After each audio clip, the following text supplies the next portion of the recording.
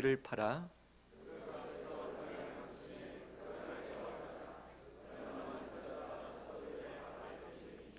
베드로가 이르되 아나니아야 어찌하여 사탄이 내 마음에 가득하여 내가 성령을 속이고 땅값 얼마를 감추었느냐.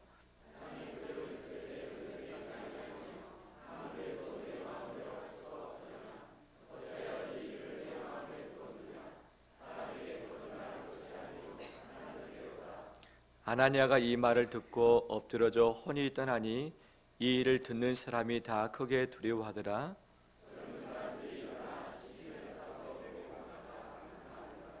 3시간쯤 지나 그의 아내가 그 일어난 일을 알지 못하고 들어오니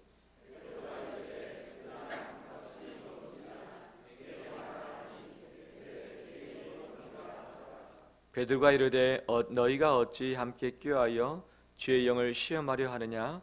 보라, 내 남편을 장사하고 오는 사람들의 발이 문 앞에 이르렀으니 또 너를 메어 내 가리라 하니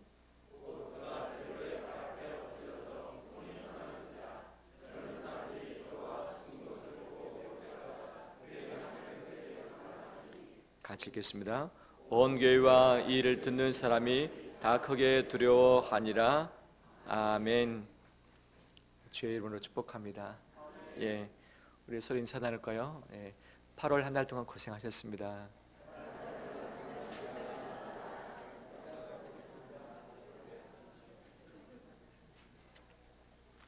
예, 8월의 마지막 주일입니다. 이 더위가 한풀 꺾인 것 같은데 또 건강 챙기시고 가을을 기쁨으로 맞이하길 원합니다. 저는 오늘 본문을 선택하는 데 있어서 갈등이 많이 있었습니다. 본래는 순서상 지난주에 함께 읽고 나누기로 할 말씀인데 지난주에 다른 본문을 함께 나눴고 또 오늘 다시 뒤로 돌아가서 5장 1절부터 보게 되었죠. 어떤 마음의 갈등이 있었느냐. 이 본문의 말씀은 이 시대를 살아가는 우리들에게 거림거리가 될 수 있는 말씀, 시험에 들 수 있는 말씀이다. 또한 더 나아가서는 이 말씀을 증거하는 목사인 나는 어떤가, 이 말씀을 증거할 수 있는 자격이 있는가를 볼 때에 주 앞에서 온전히 떳떳함으로 설 수 없는 부분이 있거든요. 그래서 갈등했습니다. 이 본문을 슬그머니 지나갔으면. 하지만 하나님께서 제 마음 안에 분명히 이 본문의 말씀을 가지고 설교할 것을 감동 주셨고 겸손히 순종하는 마음으로 다시금 이 말씀의 본문을 오늘 가지고 섰습니다. 오늘 주신 이 메시지를 저의 말이 아니라 하나님께서 나에게 주시는 말씀으로 바꿔서 또 주님이 주신 감동에 따라서 함께 삶을 결단하는 우리 되길 원합니다. 예수님이 승천하시면서 약속하셨던 성령, 그분이 10일 만에 강림하셨습니다. 성령이 충만했습니다. 방언을 했습니다. 문을 열고 나가서 백성들에게 복음을 전파했습니다. 오순절에 왔던 많은 사람들이 이 복음의 말씀을 듣고서 바로 3,000명이 예수 그리스도를 믿고 세례를 받게 되었죠. 1차 핍박이 시작됐습니다. 하지만 굴하지 않고 또 성전 미문에 앉아 있었던 안진뱅이를 예수 그리스도의 이름으로 치료해 주었습니다. 그가 하나님을 찬양하면서 증거를 했습니다. 이때 남자만 5,000명이 예수 그리스도를 믿는 기적 같은 일들이 있었죠. 또 2차, 3차 핍박이 또 있었습니다.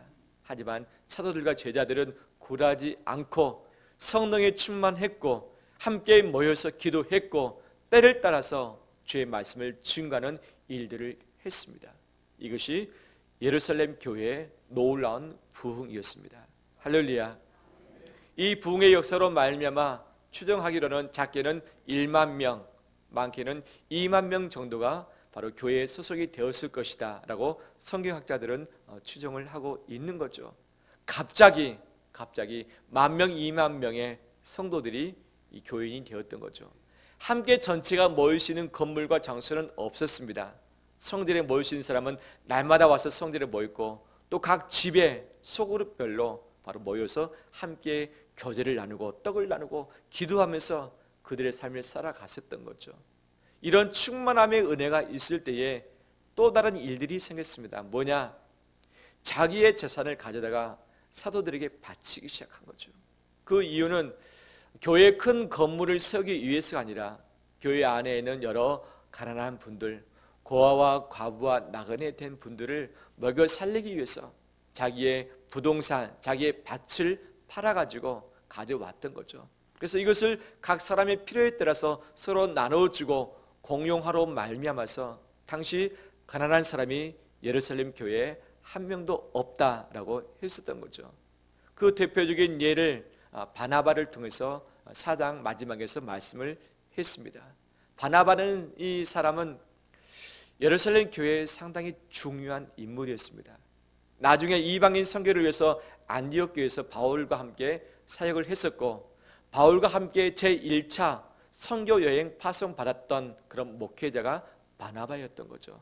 그가 아직 목회자로 쓰임 받기 전에 성도로 있을 때에 자기의 재산을 팔아서 사도들의 발 앞에 두었던 거죠. 그리고 사도들이 이것을 가지고서 성도들에게, 가난한 자들에게 나눠줌으로 말미암아서 정말 하나님이 귀한 선한 일들을 감당케 했던 거죠. 이 모든 것을 다 지켜봤던 한 부부가 있었습니다. 바로 그 부부의 이름은 무엇이죠? 아나니아와 삽비라였죠. 그들도 마음 먹었습니다. 우리도 밭을 팔아서 바치자. 밭을 팔았습니다. 그런데 전부를 드리지 않고 일부를 감췄습니다. 그다음에 일부를 가지고 아나니아가 베드로 앞에 와서 밭을 팔아서 바칩니다 라고 했습니다. 근데 베드로가 이 사실을 알고 있는 거예요. 아나니아는 베드로가 설마 알까라는 마음이 있었겠죠.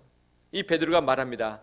어찌하여 사탄이 내 마음에 가득하여 너가 성령을 속였느냐? 왜 감췄느냐? 왜 이 일을 내 마음에 두었느냐? 이것은 나인 사람에게 거짓말한 것이 아니라 하나님께 거짓말한 것이다 라고 했더니 하나님이 그 즉시 그 영혼을 데려가셨습니다. 그 자리에서 그냥 죽었던 거죠. 그래서 젊은 성도들이 그 시신을 가져다가 장사를 했습니다. 이제 돌아왔습니다. 한 3시간 흘렸습니다. 그 안에 삽비라가 남편 죽은 줄 모르고 왔습니다. 사도 앞에 왔습니다. 왜? 남편이 드리고 나서 아마 남편이 칭찬받았을 것이다. 나도 칭찬받을 수 있다라고 하는 기대감 가운데 웃는 모습으로 나왔겠죠. 근데 바로 이때 베드로가 그 여인에게 말합니다. 땅 판 값이 이것뿐이냐? 이것뿐이냐? 라고 물었을 때 그 아내가 네, 이것뿐입니다 라고 하는 거죠. 그리고 나서 베드로가 말하기를 왜 함께 꾀하여 주의 영을 시험하느냐? 너 남편이 죽었다. 너도 남편처럼 죽게 될 것이다 라고 이야기한 거죠. 또 그 즉시 삽비라도 혼이 떠나고 죽임을 당했고 장사를 치렀다는 내용이 오늘 본문에 쭉 이야기되고 있는 것이죠. 이걸 통해서 참 안타까움이 있습니다. 아나니아 삽비라가 차라리 밭을 팔아서 안 바쳤더라면 그의 목숨을 잃지 않았을 텐데 왜 밭을 팔아서 바치되 얼마를 감췄을까라고 하는 이 안타까움이 있는 거죠. 그러면 왜 그들은 밭을 팔아서 바치기로 했는데 왜 얼마를 감추고서 바치기로 했을까? 그 정확한 내용은 나오고 있지 않습니다. 대신 사탄이 내 마음에 가득하고 왜 이것을 마음에 두었느냐, 왜 성령을 속이고 하나님을 속였느냐라는 내용이 나오는데 정확한 이유는 나오고 있지 않습니다. 하지만 교회의 이 전체 맥락을 통해서 추정을 할 수 있는 거죠. 처음에는 이것을 팔아서 가난한 성도들에게 나눠주자라는 좋은 동기가 있을 수도 있습니다. 이것을 막상 팔고 돈을 드리려고 했는데 사정이 생길 수도 있는 것 아니겠습니까? 갑자기 집에 누가 아프다든지 집안에 어떤 일이 생겨가지고 돈 쓸 일이 생겼다든지 처음에는 좋은 마음이었지만 이거 팔고 나면 우리 뭐 먹고 살지? 아무것도 없는데 어떻게 살지? 우리 자식들을 어떻게 교육하고 어떻게 시집장가 보내지라는 마음이 들어서 마음이 바뀔 수도 있는 것 아니었겠습니까? 그런데 중간에 마음이 바뀌었다기보다는 5장 2절에 보면 또는 어찌 함께 아내하고 꾀해서 속였느냐 시험했느냐라는 이 말을 통해서 보면 처음부터 다 공모를 했던 거죠. 부부가 함께 이것을 팔아서 바치되 일부는 우리 쓰고 일부를 바치자. 대신 다 바친 것처럼 그렇게 하면 되지 않겠느냐라는 것이 이들의 마음이었던 거죠. 그러면 왜 다 바치지 않고 일부를 감추게 되었는가? 이것이 의문이지 않겠습니까? 제가 추정할 수 있는 그 이유는 이렇습니다. 바로 이 일 직전에 바나바 이야기가 나옵니다. 바나바가 다 바쳤습니다. 바치고 나서 분위기가 어땠는지는 나오고 있지 않습니다. 하지만 사도들이 바나바를 인정해 줬을 것입니다. 그 권위를 인정해 줬겠죠. 왜? 나중에 안디옥 교회, 이방 교회에 목회자로 파송을 할 정도 있고 그곳에서 이 선교사로 파송을 또 받았는데 그 정도 인정을 받고 있었던 자였던 거죠. 인정을 해 줬을 것입니다. 칭찬을 해 줬을 것입니다. 사도들뿐만 아니라 성도들이 다 우르르 존경하는 인물이 분명 되었겠죠. 이것은 결과적으로 바나바가 그런 인정도 받고 칭찬도 받고 교회에서의 자기의 위치, 포지션을 분명히 찾을 수 있는 결과를 낳았던 거죠. 이것을 지켜보았던 아나니아 삽비라가 마음에 어떤 마음이 들었을까요? 우리도 바나바처럼 됐으면 좋겠다. 근데 바나바가 가졌던 온전한 마음으로 구제하고 싶은 마음의 헌신뿐만 아니라 바나바가 그 이후에 가지게 됐을 수 있는 그 영광, 그 칭찬, 그 인정받는 것, 그 교회에서의 자기의 위치, 포지션 우리도 갖고 싶다라는 마음이 슬그머니 들지 않았을까. 그래서 이것을 온전히 바치지는 않지만 바치되 생색내고 온전히 바친 것처럼 속이고 우리 이름이 드러나고 우리 위치가 교회에서 좀 견고하게 되어지고 나중에 교회가 조직화되어지고 중간 리더를 세울 때 우리가 세움받지 않겠는가라고 하는 그런 기대 심리가 일부 있을 수도 있는 거죠. 또는 우리도 열심히 하는데 왜 바나바만 이렇게 인정받느냐? 왜 바나바의 주가만 이렇게 올라가느냐? 왜 바나바의 이름만이 이 사도들의 밑에까지 쫙 올라가느냐? 우리 이름도 좀 드러내야 되지 않겠느냐라고 하면서 바나바를 시기한 나머지 바로 바나바와 견주기 위해서 자기들이 이 일을 시도할 수도 있는 것 아니었겠습니까? 이것이 일석이조죠. 하나를 추구했는데 이 추구한 것 때문에 또 다른 것을 얻기 원하는 그런 마음이 그 안에 가득했는데 베드로는 이 마음을 사탄의 마음이라 이야기하고 있고 하나님을 속이는 것이라 이야기를 하고 있는 거죠. 그런데 왜 하나님은 이들을 죽이셔야만 했었을까? 그냥 한번 경고를 하실 수도 있고 한번 칠 수도 있고 살려줄 수도 있고 기회를 줄 수도 있을 텐데 왜 기회도 주시지 않고 바로 그 자리에서 즉사케 하셨을까? 이것이 즉사할 만한 그런 이유가 있었을까? 하나님은 자비 하나님, 사랑의 하나님이라고 하는데 어떻게 그분이 이렇게 하실 수 있겠는가라고 하는 이런 의문도 들은 것 아니겠습니까? 그런데 오늘 본문의 말씀에 그 의도가 무엇인가를 분명히 말씀해 주고 있죠. 그럼 이것을 살피기 전에 아나니아와 삽비라의 분명한 죄목이 무엇인가? 죄목이 무엇인가? 그것은 속이는 것이었습니다. 속이는 것. 이것뿐이냐라고 삽비라에게 기회를 한번 줬습니다. 이것뿐이냐? 네, 이것뿐입니다. 너도 네 남편과 같이 될 것이다 라고 하는 거죠. 남편이 속였고 아내가 속였고 하나님을 속였고 사도를 속였고 교회를 속였던 것, 이것이 하나님의 진노를 받게 했던 근본된 죄 몫이라 할 수 있겠죠. 이걸 통해서 이 시대를 살아가는 우리 그리스도인들이 함께 경각해야 할 부분이 무엇인가? 그 부분을 몇 가지로 말씀을 나누고자 합니다. 첫 번째, 마음의 동기입니다. 마음의 동기. 첫 출발이 선한 출발일 수 있었습니다. 하지만 이 선한 마음의 동기에 또 다른 욕심을 집어넣어서 두 가지 마음, 세 가지 마음, 이 자기의 행위를 통해서 뭔가를 얻고 싶은 또 다른 동기가 있었던 거죠. 행위는 분명 바치는 것이었고 가난한 자를 돕는 것이었습니다. 그 자체가 참 귀합니다. 하지만 이것 가지고 남을 살리기보다는 내 자신이 드러나고 싶은 또 다른 마음의 동기가 섞여져서 이것이 있었다는 것이 문제였던 거죠. 우리는 하나님의 나라를 위해서, 몸된 교회를 위해서, 성도를 위해서 봉사하며 헌신한다라고 이야기하고 있고 하고 있습니다. 하지만 혹시 우리 안에, 내 안에 또 다른 마음은 없는지 살피길 바랍니다. 이것으로 말미암아 교회를 세우고 사람을 살리는 것뿐만 아니라 내 이름이 높아지고 내가 인정받고 내가 칭찬받고 내 위치가 내가 속한 공동체에서 좀 견조하게 서 있기를 원하는 마음들이 내재되어 있지 않은지 우리 자신을 살피길 바랍니다. 마음의 동기 중요합니다. 겉으로는 이렇게 했지만 속으로는 또 다른 이 거짓된 마음을 가지고 서는 건 하나님이 기뻐하지 않으십니다. 혹시 우리 안에 있다면 이 부분을 주 앞에 내려놓고 회개하는 자 되길 주의 이름으로 축원합니다. 두 번째 그것은 온전함입니다. 온전함. 하나님은 다 아시죠.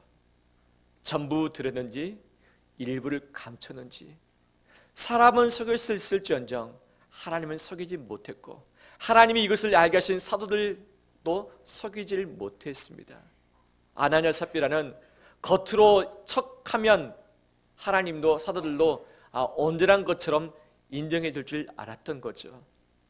하지만 하나님은 온전한 것을 원하시고 온전치 아니한 것을 다 보고 계시고 알고 계시다는 사실을 바로 아나니아와 삽비라 사건을 통해서 보여주고 계십니다. 하나님은 가나안 땅을 이스라엘 백성들에게 선물로 주셨습니다. 그 다음에 명령하시기를 첫 번째 전투 여리고성 전투가 중요하다. 여리고성은 나의 것이다. 그 뭔가 좋은 것 많이 있을 텐데 절대 손대지 말고 내게 온전히 바치고 모든 살아있는 것은 진멸하라는 것이 하나님의 선언이었습니다. 그런데 이 여리고성 전투에서 승리는 했지만 한 사람이 하나님의 명령을 어겼던 거죠. 누가 어겼습니까? 아간이라는 사람이 어겼었던 거죠. 어떻게 어겼는가? 여리고성을 싸울 때에 그 안에 있었던 것들을 살짝 숨겼죠. 시날산 아름다운 외투 한 벌, 금 200세겔, 금 50세겔을 탐내서 감추었고 그다음에 안 감춘 것이냐 드러냈던 거죠. 근데 누가 보셨습니까? 하나님이 보셨고 하나님이 아셨던 거죠. 그다음에 두 번째 아이성과의 싸움에서 패전했습니다. 여호수아가 하나님께 울면서 기도했습니다. 하나님 왜 우리가 졌습니까? 너희 중에 한 명 때문에 그렇다. 그가 누구입니까? 안 나옵니다. 그래서 제비 뽑아라. 뽑았더니 아간이 뽑혔던 거죠. 하나님께서 왜 너가 이렇게 죄를 지었느냐라고 하면서 아간과 그의 모든 재물을 끌어다가 아골 골짜기에서 돌려 쳐서 그를 죽이고 모든 물건들을 불태웠고 그다음에 돌 무더기를 쌓아서 이스라엘 백성들에게 경고를 주셨던 것이 아간의 사건이었던 거죠. 엘리사의 사환 게하시가 있습니다. 아람 장군이 나병이 들어서 못 고치자 이스라엘 땅에 와서 엘리사에게 고쳐달라 합니다. 엘리사가 하나님의 능력으로 요단강에 가서 7번 씻으라 했습니다. 그가 나았습니다. 그리고서 막대한 예물을 가지고서 엘리사에게 바치기를 원했습니다. 하지만 엘리사가 나는 안 받겠다. 이것은 내가 한 것이 아니라 누가 한 것이다? 하나님이 하셨기 때문에 나는 안 받겠다. 돌려보냈습니다. 근데 게하시가 보고서 왜 내 주인이 저거 안 받는가? 그때 당시 이스라엘 백성들의 기근이 심했습니다. 가난했습니다. 먹고 살 것이 넉넉지 않았습니다. 저 일부만 좀 받아도 먹고 살 것 같은데 라는 마음으로 몰래 갔던 거죠. 그 다음에 내 주인 엘리사가 보낸 것처럼 거짓말해서 무엇을 받습니까? 거기서 은 2달란트와 그 다음에 옷 2벌을 받았던 거죠. 몰래 가지고 와서 자기 장막에 숨겼습니다. 엘리사 앞에 왔습니다. 아닌 양 속였던 거죠. 엘리사가 알았습니다. 하나님이 다 보게 하신 것이죠. 왜 속였느냐? 왜 욕심을 내었느냐? 나만에게 있었던 그 나병이 누구에게? 게하시 너에게 들어갈지어다 라고 하니까 그 즉시 이 몸에 나병이 발생하고 마는 것 아니었겠습니까? 말라기서에 보면 이렇게 말씀하시죠. 왜 너희가 내게 나와서 제사를 드리는 데 있어서 왜 더러운 떡을 드리느냐? 왜 희생 온전한 것을 드려야 할 텐데 눈먼 희생 제물을 바치느냐? 흠이 있는 것을 드리느냐? 왜 절고 있는 것을 드리느냐? 왜 병든 것을 가지고 드리느냐? 왜 훔친 물건 가지고 오느냐? 뿐만 아니라 왜 품꾼의 삭슬을 속이느냐? 왜 고아와 갑을 압제하느냐? 나그네를 억울하게 하느냐? 너희가 내게 나올 때 온전한 것 좀 가지고 나왔으면 좋겠는데 왜 척하면서 드리는 것을 하면서 온전치 못하고 부스러기 이 더러운 것을 가지고 내게 바치느냐? 차라리 성전 문을 누군가가 닫아버렸으면 좋겠다라고 말씀하시는 것이죠. 그러면서 유명한 말씀을 하시죠. 말라기 3장 8절 말씀, 사람이 어찌 하나님의 것을 도둑질하겠느냐? 그러나 너희는 나의 것을 도둑질하고도 말하기를 우리가 어떻게 주의 것을 도둑질하였나이까 하는도다. 이는 곧 11조와 봉헌물이라. 너희 온 나라가 나의 것을 도둑질하였으므로 너희가 저주를 받았느니라. 만군의 여호와 이르노라. 너희의 온전한 11조를 창고에 들여 나의 집에 양식이 있게 하고 그것으로 나를 시험하여 내가 하늘 문을 열고 너희에게 복을 쌓을 곳이 없도록 붙지 아니하나 보라. 아멘. 하나님께서 원하시는 것은 온전한 것을 원하셨던 것이죠. 흠 있고 병들고 절고 훔치고 더러운 것을 원치 않으시고 온전한 것을 원하십니다. 주님은 아십니다. 내가 온전한 것을 드리고 있는지 온전치 않은 것을 일부를 드리고 있는지. 하나님을 속이는 것, 이것 때문에 하나님의 진노가 임할 수 있다고 말씀하시고, 단 어떤 사정이 있든지 간에 온전치 못한 것을 드리는 삶에 있어서는 수많은 이유와 사정이 다 있습니다. 어려운 환경에 여건들이 있고 그 할 수 없는 많은 이유가 있습니다. 하지만 온전함이라는 것은 수많은 이유와 핑계를 다 지어가는 것이 온전함의 결과인 거죠. 하나님은 우리에게 온전한 것을 원하십니다. 온전한 것을 원하십니다. 이것을 드릴 때에 그 사람을 책임지고 그 사람의 인생을 복 주신다고 말씀을 하고 계십니다. 아나니와 삽비라에게 온전한 것을 원하셨는데 온전치 못한 것을 드리면서 온전한 것이냐? 그렇게 속였을 때 하나님은 그들에게 진노를 내리실 수밖에 없었던 거죠. 세 번째, 하나님이 원하시는 것이 무엇이었을까? 그것은 거룩함이었습니다. 거룩함. 거룩함에는 죄가 가미되지 않는 것이죠. 구별됨이죠. 이 세상과 구별되는 다름을 의미하는 거죠. 이것을 아나니와 삽비라에게 원했지만 거룩함으로 나가지 아니했던 것이 그들의 삶이었던 거죠. 그러면 이걸 통해 하나님께서 원하셨던 것이 무엇이었는가? 그것이 5절과 11절에서 이렇게 1차 단락 매듭 짓고 있고 2차 단락 매듭을 짓고 있습니다. 이것이 오늘 본문에서 하나님이 우리에게 요구하시는 그런 의도가 담겨 있다고 할 수 있겠습니다. 5절 말씀 같이 읽겠습니다. 아나니아가 이 말을 듣고 엎드러져 혼이 떠나니 이 일을 듣는 사람이 다 크게 두려워하더라. 아멘. 11절 읽겠습니다. 온 교회와 이 일을 듣는 사람들이 다 크게 두려워하니라. 아멘. 반복해서 하고 있습니다. 아나니아가 죽었을 때 듣는 사람이 다 크게 두려워하더라. 삽비라가 죽었을 때 온 교회와 이 일을 듣는, 직접 보지 못했지만 소문으로 들었던 자들이 다 크게 두려워하니라 라고 이야기하고 있죠. 아나니아와 삽비라 같은 마음이 1만 명, 2만 명 되는 성도 안에 이들에게만 있었을까? 아마 다른 사람들에게도 분명히 있었겠죠. 사람은 온전치 못하기 때문에 바칠 것을 바치지 않고 바친다고 말하지만 속였던 것들, 그 다음에 이 바친 것을 통해서 내 이름이 좀 인정받고 칭찬받고 높임받고 싶은 마음들, 남들이 다 하는데 나는 안 할 수도 없고 체면치레로 그냥 하는 부분들이 있지요. 하나님이신 감동의 마음인데 감동에 순종하기보다는 내 형편을 생각했더니 도저히 할 수 없겠다는 이 마음 때문에 갈등 가운데 있는 자들이 분명히 있었던 것 아니었겠습니까? 그런데 아나니아와 삽비라 사건을 보면서 사람들의 마음에 무엇이 생깁니까? 두려움이 생겼습니다. 누구를 향한 두려움입니까? 하나님을 향한 두려움, 교회를 향한 두려움, 사도들을 향한 두려움이 그들 마음 안에 있었던 거죠. 그래서 그들 안에 발생할 수 있는 잘못된 동기, 온전하지 않는 것, 거룩하지 않는 것들을 어떻게 했을까요? 즉시 내려놓고 회개했을 것이고 돌이켰을 것입니다. 아, 이래서는 안 되겠다. 이래서는 나도 죽을 수 있겠구나. 교회가 은혜가 가득하고 사랑이 가득하고 부흥이 가득하니까 모든 것이 대충대충해도 우리가 다 괜찮다라고 할 수 있겠지만 하나님은 아니시구나라는 것을 분명히 알게 되었던 거죠. 교회의 생명력은 거룩함에 있습니다. 교회의 생명력은 거룩함에 있습니다. 이 거룩함을 상실한 것 동시에 교회는 생명력을 잃어버리고 빛과 소금의 칼을 감당할 수 없는 거죠. 왜 아나니아와 삽비라를 이 일 때문에 죽이셔야만 했었을까? 하나님이 교회의 공동체에 원하셨던 수준이 있었기 때문이었습니다. 그 수준이 바로 거룩함이었죠. 이번에 브레이크를 잡지 않고서는 교회가 더럽혀질 수 있다는 것. 교회가 더럽혀지면 교회 부흥도 사라지고 교회가 인정받지 못하고 바로 교회가 확장될 수 없기 때문에 하나님은 교회의 거룩함을 지키기 위해서 아나니아 삽비라의 목숨을 데려가셨고 교회의 거룩함을 지키도록 백성들에게 경고장을 날리신 것 아니었겠습니까? 하나님은 우리 각자 사람에게 거룩함을 요구하고 계십니다. 교회의 거룩함을 요구하고 계십니다. 한국교회가 붙들어야 할 것이 무엇인가?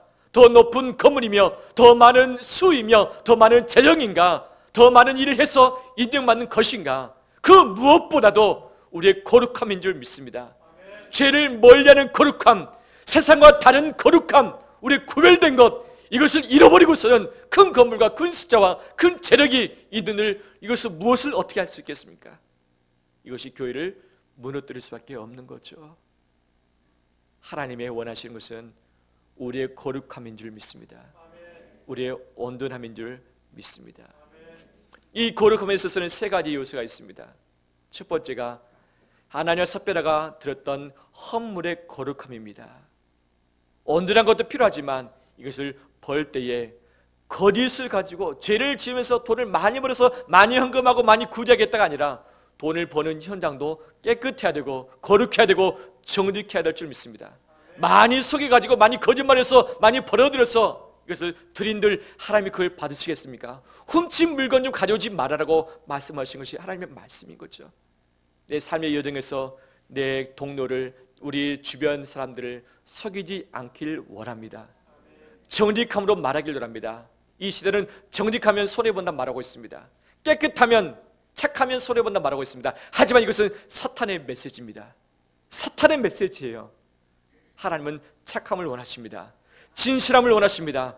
정직함을 원하십니다. 깨끗함을 원하십니다. 깨끗함이 승리합니다. 착함이 승리합니다. 이 세상이 더럽혀진 이 상황에 우리가 속지 않는 우리 자신 되길 원합니다. 정직을 말해도 돈 벌 것 돈 법니다. 착함을 말해도 하나님 우리를 책임지시고 보호를 해주십니다. 결국에는 정직이 우리의 힘입니다. 교회의 거룩함을 함께 유지하면서 이 생명 붙드는 우리 삶 되시길 주의 이름으로 축원합니다. 마지막 한 가지, 오늘 2절 말씀에 뿐만 아니라 9절 말씀에 아나니아와 삽비라가 더불어 함께 이 일을 꾀했다라고 이야기를 하고 있습니다. 이것이 안타까움인 거죠. 두 번째 삽비라가 왔을 때 베드로가 분명히 기회를 줬습니다. 하지만 이 기회를 줬음에도 불구하고 기회를 잡아서 살아나지 못했던 거죠. 두 사람 중에 한 명이라도 깨어서 여보 이거 안 돼요, 이거 죄입니다, 이러면 안 됩니다 라고 해야 될 텐데 서로 마음을 같이 해버린 거죠. 하나님의 뜻의 마음을 같이 해야 될 텐데 속이는 일에, 온전치 못한 것에, 거룩하지 못한 것에 마음을 함께 해서 이 일을 추진을 했던 거죠. 바로 이것이 이들의 안타까움이었던 거죠. 하나님이 홀로 두지 않고 부부를 세우신 일은 서로가 견제하며 보호를 해주기 위함이고 서로의 죄를 막아설 수 있도록 방어칼을 하는 것 아니었겠습니까? 아담과 하가 한꺼번에 타락을 해버리고 말았습니다. 하와가 이 선악을 알게 하는 나무 실과를 따서 먹었을 때 옆에서 아담이 여보 안 돼요, 멈추세요, 이것은 죄입니다, 하나님이 싫어하십니다 라고 한마디만 했더라면 하와가 멈칫했을 것입니다. 하지만 아담이 보고서 허용을 해놨고 나중에 하와가 죽은 것까지 먹고서 함께 타락해서 쫓겨나고 결국은 죽임을 당하고 마는 것 아니겠습니까? 우리는 온전치 못합니다. 넘어질 수 있습니다. 하지만 함께 넘어지기보다는 옆에 사람이 잘못된 동기를 가지고 행동해 갈 때 여보 이것은 아니죠, 교회 성도들끼리 각 기관에서, 각 직장에서 누군가 옆에서 이 좋지 않은 일을 자행하거나 이것을 동조하려고 할 때마다 이것은 아닙니다라고, 나는 못합니다라고 분명히 정직하게 용기를 내서 말하는 자가 필요한 줄 믿습니다. 그 자가 있으면 그 공동체에 살아납니다. 하지만 슬그머니 못 들은 척하고 못 본 체 하면서 동조하면서 나도 이득을 찾겠다, 나도 왕따 되지 않겠다고 나간다면 그 공동체는 자멸되고 말 것입니다. 말씀을 마무리합니다. 하나님은 보십니다. 하나님은 아십니다. 우리 마음의 중심을 꿰뚫고 계십니다. 하나님 우리에게 원하시는 것은 온전함입니다. 거룩함입니다. 더불어서 함께 선을 추구하는 마음인 줄 믿습니다. 주께서 오늘날 우리에게 여쭈는 것이 이것뿐이냐라고 물으신다면 뭐라고 대답하시겠습니까? 재정적인 부분에 있어서 이것뿐이냐? 시간에 대해서 이것뿐이냐? 주일에 예배 드리는 것 이것뿐이냐? 주일 예배를 빠지는 것 이것뿐이냐? 주님이 하나님과 시간을 갖추는 것, 여러 가지 많은 이유 때문에, 분량 때문에, 핑계 때문에 하지 못하는데 이것뿐이냐라고 물으신다면 뭐라고 말씀하실 겁니까? 하나님께 우리가 여러 가지 모양으로 봉사하고 섬기고 우리 애를 씁니다. 내 우선순위, 내 마음을 다해서 하는 것이 맞느냐? 너 마음 이것뿐이냐? 너 우선순위 이것뿐이냐라고 물으신다면 어떻게 응답을 하시길 원하십니까? 이 질문 앞에 온전히 예라고 답하시는 사람은 이 세상에 아무도 없습니다. 아무도 없습니다. 그렇지만 하나님의 기준은 분명합니다. 거룩함과 온전함입니다. 이 기준 앞에 서려고 십자가를 붙들고 발버둥 치는 것이 우리의 신앙의 행위인 줄 믿습니다. 이 세상 전부가 그렇다 할지라도 나 한 사람만큼은, 우리 공동체만큼은 저 앞에 바로 서서 온전한 것을, 거룩한 것을 드리며 바치는 우리 삶 여정 되시길 주의 이름으로 축원합니다. 우리 함께 찬송